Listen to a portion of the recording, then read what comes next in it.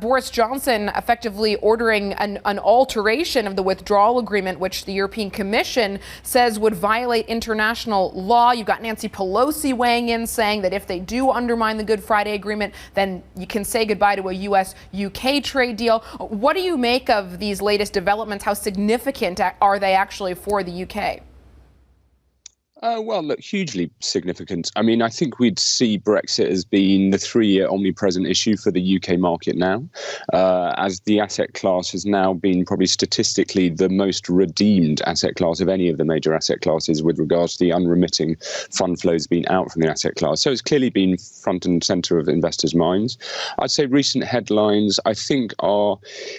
What I'd say, it's very easy to make them very scary with regards to us overriding rule of law. I thought Sir John Major yesterday spoke very, very well, and he said, our rule of law and our word is something that I think is absolutely critically important. And I think actually as we go further into this conversation with the EU now this week, which is starting at 2 p.m. today as Frost meets Barnier, I think it will be clear that actually our demands that we're making in and around being able to change issues that could cause ructions for the United Kingdom, I think are appropriate. And then also with regards to these trade talks, I think it's very important we cast our mind back to previous trade talks that the European Union has had with other parties. I think probably the best perspective I could provide you today is if you go back and look at October 2016, when Canada and the EU talked about a trade deal.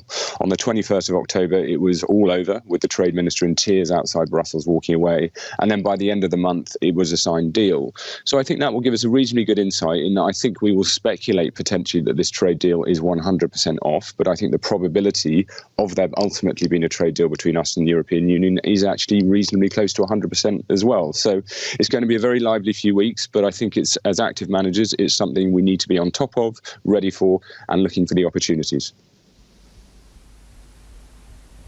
Good morning, Harry. It's Sylvia here. You mentioned that episode from back in 2016. If indeed what we're watching this week between the UK and the EU are just negotiating tactics, what does that mean for the FTSE 100 in the near future?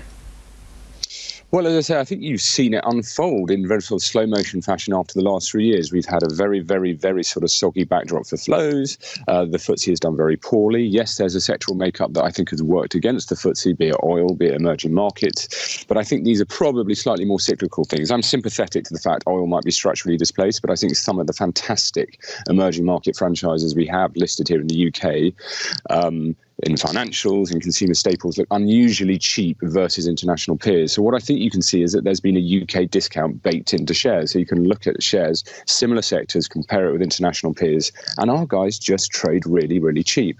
So I think, as I say, I think by the middle of October, I think, we could have some welcome clarity. And I think clarity comes in two forms. It comes in a deal, but it also comes, if we need to move on, we must move on. And investors, if there's one thing they hate, it's uncertainty. So either way, I think by the end of October, we'll enjoy greater certainty.